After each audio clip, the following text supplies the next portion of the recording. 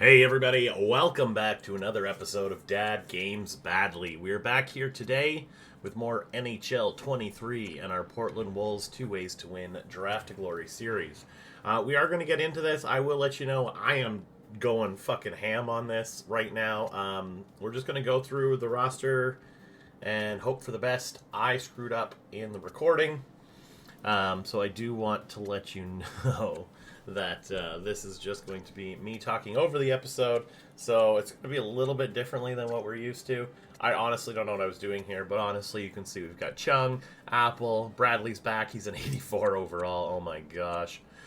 Appel, 4 more years at this contract, it looks like. Nesty, Jennings, Paddock, Hope, Cook, McGinn, Vigier, Smoskowitz, and Yarvinen.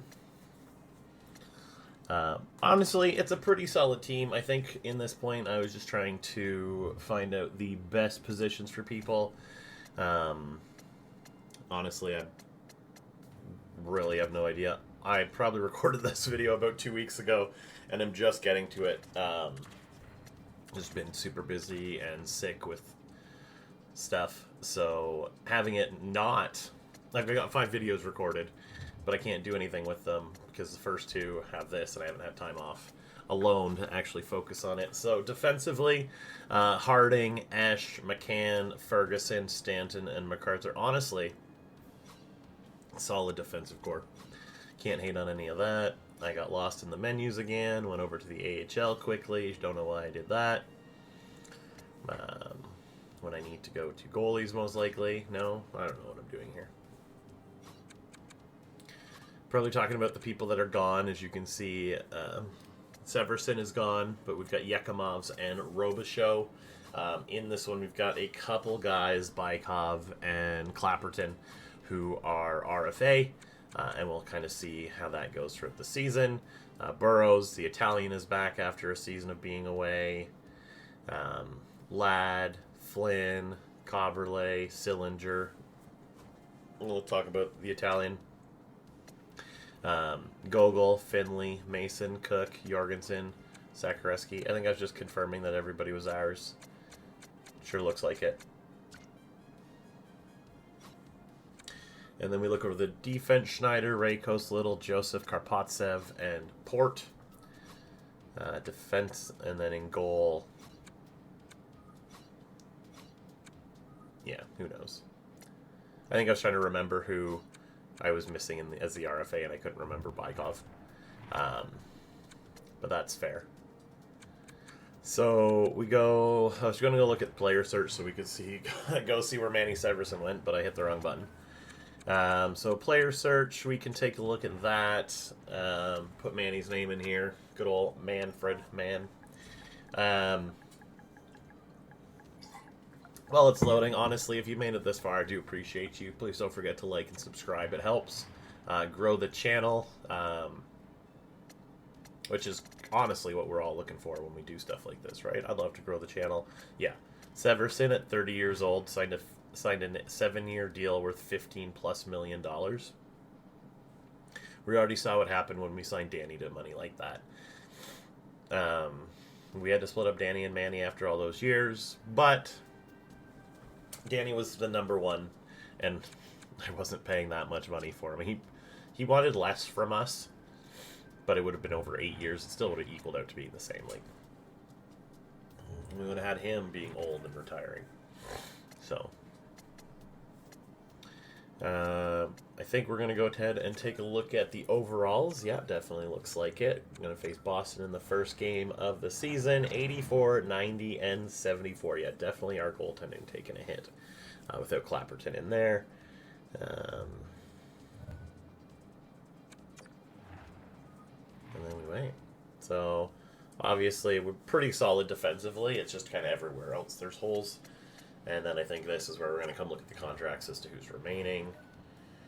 Ash has a couple more years left. I just signed Harding after he won his Norris the year before this, I believe. Chung wants 8 years at 16 mil, and we're only going to have 21 mil available the next year. Like, we really have some thoughts and some issues that we need to worry about, because I don't know how I'm going to afford that in that season. Even though I may have recorded it. But I don't I don't remember. There's been so much going on in my life.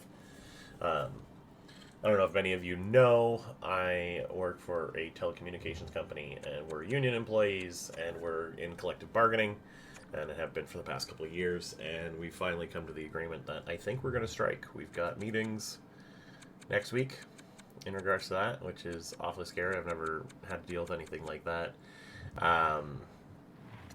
But, you know, for my future and for my fellow employees, like, it's honestly the best choice. The company isn't being fair with their offer, and we need to stand proud. So we are going to go in a little, like, I think we're going to do this fairly slowly. Like, we're going to go, I think, the first month, second month. And then halfway through November, we're gonna stop and start making offers to these guys on a week-by-week basis. Yeah, see Bykov, 25 at 80. And Clapperton, 86 at 25. So he wants 4.2. I have 6.2 left. And Bykov wanted 3.9. So I don't have that kind of money to make it happen. I don't.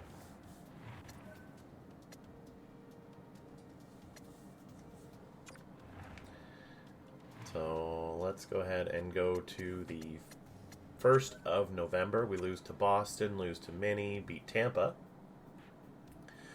Winnipeg we beat, Edmonton we win, Detroit and Arizona we win. That's now 5 in a row. Lose to Seattle, but beat Columbus for the month, being 6-2-1. Actually, pretty good record for this team. And then we're going to go in and take a look at these guys again. How much does Clappy want?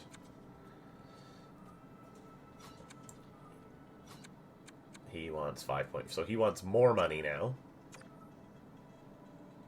which is absolutely ridiculous. And Bykov wants the same. So now it's about $1.5 million more than what they wanted before. Still can't afford it. Like, just no way. And since we're not making trades, we're not going to do anything. So we're going to go to the 17th, the Sunday, start of a new week. And let's see what happens. Win, win, loss, win. St. Louis we win. Vegas we lose. San Jose is a win, 6-0. Pittsburgh we lose 5-3, and now 11-5-1 after a month and a half. Danny Bradley with 18 points in 17 games. You do love to see it, but that's not what we're focused on here, folks. We are focused on our RFAs. Can we afford them before the December 1st deadline? Clappy, he wants... What do you want, Clappy? 4.9. I mean, I can't... I could. It would just be you, though. His numbers have never been great for us, though. Like, that's just my issue. Like, he's never been a fantastic goalie, so why do I want to spend that kind of money? And then Bykov is fairly decent, in all honesty. 3.6. He's only ever had one season with this 14 points, but a minus 18. So I'm not really sure what we're going to do with the former 6th-round overall pick here. Actually, in all honesty, I do know. I'm probably determining in this situation that I don't want any of these guys at this time. I'll keep the $6 million. They can sit for the year. It's not going to hurt. We're going to give these younger guys a shot and kind of see what happens. But it honestly doesn't seem worth it to sign one of the guys to remove a guy that's doing well on defense for us. And then goaltending, like, we're having a good season. Why would I get this guy in here who hasn't been great and wants way too much money for how good he has been? I'm also looking at reworking the lines because Chris McGinn has been garbage. But the numbers don't ever really look good. So I think I just leave things, in all honesty. I don't give Chris McGinn first line minutes, that's for sure. Like Harding and Ash, McCann. Like, everybody's a plus at this time. Like, why would I bring Bykov in when everybody is doing exactly what I need them to do? You know what I mean? I may have recorded this 2 weeks ago, but it's about, Wednesday the 1st of March. So 2 days before the trade deadline, and every big, massive trade that could have been done has been done up until this point. Leafs have made 5. Boston's made 1. New York's made 2. Like, wild. Wild, wild, wild, wild, wild. And if you're a Leaf fan, it's like you basically have a brand new team. 6 new players with only 2 roster players gone. Doesn't seem like it's going to work. Definitely going to have to find a way to move a couple people here. For the Leafs, but doing some roster management. Yeah, we're talking about those players as we win 1 or lose 1, win 2, lose 1, win 2. Roster management, and yes, we have made the decision to let both Clapperton and Bykop sit for the year. They can play in Europe for all I care. They're still under contract with us as restricted free agents, but they cannot be signed by anyone up until this point. They can be used as trades. But they cannot be signed and played until the following year. So they have to wait until free agency to attempt to get another deal, and they can't do anything at that point. 22, 14, and 2 as of January 1st. Not too bad. Second in our conference, or in our division rather. In the conference, probably second or first or fourth, apparently.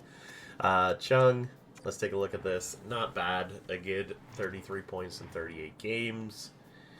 Would like to see a little bit better out of him. 28 out of Apple, 30 out of Bradley, 27 out of Nesterov, 34 out of Jennings, like 17 out of McGinn, 17 out of Hope, 10 out of Cook, 12 out of Yarvinen, Vigier, all under 10.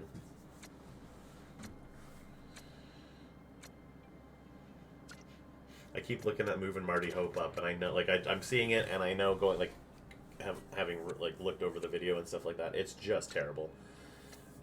Like, I can't move him up. It doesn't seem like anybody wants to have him in a spot, and I honestly don't know why. He could be good. He's got the ability, but we end up moving him down, don't we?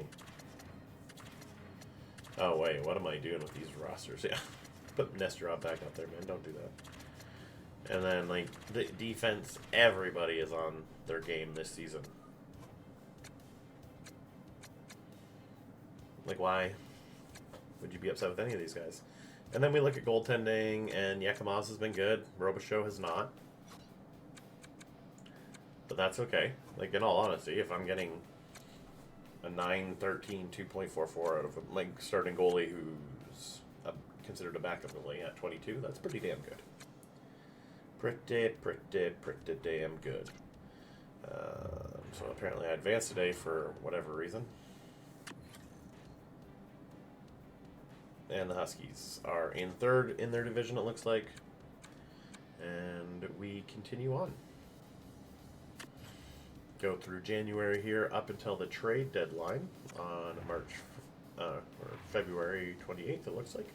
Lose to Seattle, beat Columbus, lose to Washington, beat Vancouver, lose to Calgary, lose to Montreal, lose to St. Louis, beat Vegas. Now there's draft rankings we don't worry about at this time. Beat San Jose. Can we beat Pittsburgh? We do. Nashville? We do. LA? We do. Colorado? We don't. Islanders? We don't. Carolina? We do. Lose to Florida. Beat Chicago. Lose to Toronto. Beat New York. Lose to Buffalo. Beat Dallas. Beat Ottawa. Beat Philly. There we go. 3 wins in a row. 4 wins after New Jersey. 5 after Boston. We are going to consider ourselves a buyer, I believe, at this point. I may have just left it at seller because I was lazy. But I really am not sure. Hopefully we'll find out in this situation. Maybe I was talking to my kid. No. Continue simming. Beautiful. Looks like that is over. We are 37, 21, and 5 at this time. We've got just a little bit left here of the season. Let's go ahead and take a quick look at everybody and how they're doing. I see Chung is 68 and 63. Apple has not been doing very good. He has 52, 57 for Bradley. 50 some odd, 50, 58, 47 or 37 out of Marty Hope, which isn't too bad. Like, that's why I think Marty Hope would do better on a higher line, because he's getting the assists. Like, he's got that portion of his game. It just doesn't work with the rest of it. Yarvinen with 19 goals is pretty damn good. Vizier with 20 points. Smoskowitz, Paddock, just shy of 20 isn't bad. Would like to see a little bit of push. I do believe I moved Marty Hope over here in this situation just for the last little bit, but I don't think he actually does anything. Like, when we look at it, when we look at the end of the season results, I don't actually think he does anything after getting all those goals. Like, he moves up, he gets like 3 or 4 more points or something like that, but it's not enough for playing a month and a half and playing on the second line. You need more than 3 or 4 points. And as, again, like, just looking at defense, these guys have been great this year. Everybody, Stanley Ferguson, is clearly going to be the Jalen Esch replacement. You'll see that later. I know he starts to decline. 1, 2. I don't know if it's the next season or the season after, because I have recorded quite a bit into it. As I said, I've recorded 5 videos, so this one, clearly a playoffs video. Next season, playoffs video, and then a season after that. I haven't gotten the playoffs yet, so. Yeah, so this team, let's go ahead and get into this final month and a half here. Let's get March and April out of the way, and then we can take a look at who we're going to be facing in the first round. What would you like to do? We'd like to sim forward and lose to Minnesota, but beat Tampa, lose to Winnipeg, lose to Edmonton, beat Detroit, lose to Arizona, beat Seattle, beat Columbus, beat Washington, lose to Vancouver, beat Calgary, lose to Montreal, lose to St. Louis, beat Vegas, lose to San Jose, lose to Pittsburgh, beat Nashville, lose to the Kings, and lose to New Jersey. 45, 31, and 6. That is good for 96 points on the season. It does look like everybody is done after moving through that. Hey, we're in a top 10 team in the league. Can't be too upset with that, especially with all the losses that we've had and the massive changes. Like, we don't even have a proper starting goalie, so can't really hate on any of that. All right, Ernesto Chung, 86 points, the absolute beauty. You love to see it. So Ernesto had a lot of points. Apple kind of picked it up with 62, still not enough. 67 for Danny Bradley, still not enough. The exact 9. Nestorov had over 50, 52. It would seem, good. 70 points for Ray Jennings on that second line. Absolute beauty, this Ray Jennings, I tell you. See, Marty Hope had that. Okay, so he had, 3 more goals and 8 more assists, so 11 points in a month and a half. It wasn't terrible, I guess, but it wasn't fantastic. I don't know why I moved McGinn back up, because he had 26 points. Cook had 27, which isn't terrible. A little shy, 30 for Yarvinen, 27, 22, and Paddock with 21. So you can't be too upset with that fourth line. They did exactly what you need to. 20 points out of your fourth line is bonkers. Like, if you can get 20 points out of each of those guys, that's good. And I do believe, I do move Apple or Jennings up for the playoffs, I think. I don't know why I care so much about them plus and minus on that side. It really does nothing in the grand scheme of things. Like, it really doesn't. Harding, Esch, absolute beauties. Abel McCann, Stanley Ferguson had 48 points, plus 22. He has just gotten better and better. 25 out of Stanton.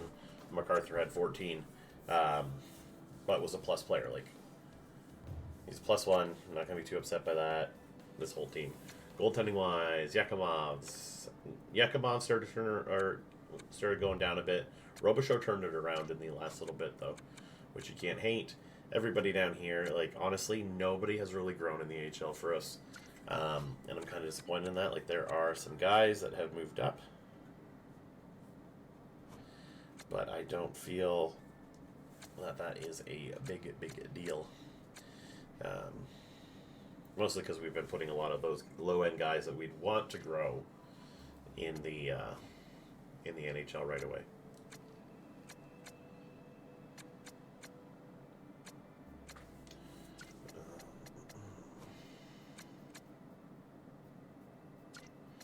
And I do want to let you know, as we're looking through this, if you've made it this far, I really do appreciate you coming and hanging out. It is very, very appreciated. I like to play this on my own time, but I like to share it with people. And then I'm just talking to myself, in all honesty. And nobody likes to do that. I'll be considered a little cuckoo. Nevins did not have the greatest year. Lindbergh either. Also really low, but elite level goalies. Hoping for some massive growth out of those two. We'll see how that goes. As we stop the simulation for the season, it looks like we'll be facing the LA Kings in round number 1 of the playoffs here. Let's take a look at their team. We faced them before. A lot of familiar faces, especially number 1, Gregory Pecker, Matt Zeeler, Reed Carter, Trinka, Joslin, Hagelin, pretty solid, Pelche, Pogge, Hebert, Campoli, Bonnet, Millman. So in all honesty, it's not like they're that much better than us here. Right? First line is comparable. Second line is comparable. Third line, comparable. Fourth line, not comparable. They're a little bit better than us. Vrobiov, Sasaki. And I think we looked at their defense there, but again, wasn't really anything that I was super scared of. Vorbyov, yeah. Looking at his numbers and stuff like that, we know what this guy's about. Playoff stats.